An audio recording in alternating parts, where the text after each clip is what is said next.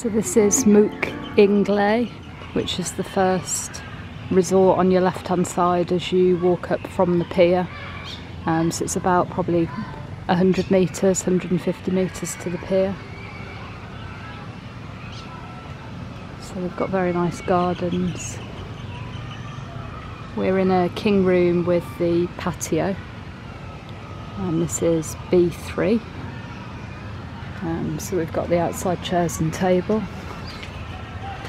outside.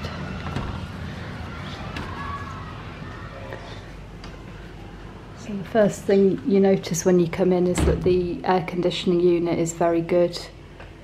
It's very cool in here, very noticeably different to the temperature outside, which is great. They've given us a twin room. We did book a king, but obviously they've given us the twin. It doesn't make much difference to us because we're now only here for one night, as it turns out, because of a slight mix-up. Well, they told us that they were overbooked when we tried to check in yesterday, so they ended up moving us to a different resort. So I'll briefly outline that in the description just so that you're aware of it. The way that they handled it in the end turned out to be very good, so it wasn't an issue for us. But we did opt to actually move back over here for our second night. So bedding looks good. Clean towels. There's a small table here with some napkins, the Wi-Fi password, and some areas to hang clothes, mirror, and then you've got TV, tea and coffee making facilities. So we've got tea bags, hot chocolate, coffee, some glasses for water, teacups, saucers, and then you've got a fridge.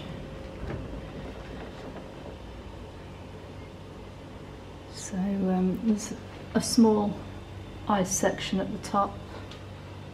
The contents of the fridge are our own things, so there's no water provided. But there is a shop just across the road from here. So you've got the remote control for the air conditioning. There's one bedside table there. There's no power outlets on that back wall where the bed is, or the bedside table, as far as I can tell.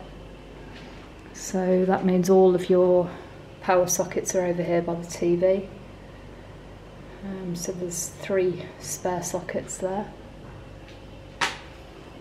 And then shower room. So this is all like a wet room. I mean, there is a small divider for the shower. So shower area there. Looks clean. See a few areas of the grout that are discoloured, which you always tend to get in a lot of hotels. There's one towel rail there. The mirror could probably do with being replaced. It looks, I think that's just rust.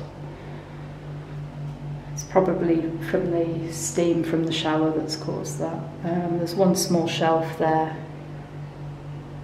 and you've got a small area there as well. There's no other hooks or anything anywhere else for towels, so that is your only towel rail, which for 2 people, for 2 bath towels, probably isn't an awful lot of space. They have provided a rail out on the terrace though, so I mean, you could, if your towels are very wet, you could put them out there to dry. We booked this on Agoda. We paid £57, I think, for 2 nights. So it is more of a mid-range option for Koh Mook. But first impressions, room seems clean, it's a reasonable size, and the air conditioning is good. And most importantly, I'd say the location's very good. We've got to be at the pier for 7:45 in the morning, and it's only a 5-minute walk from here.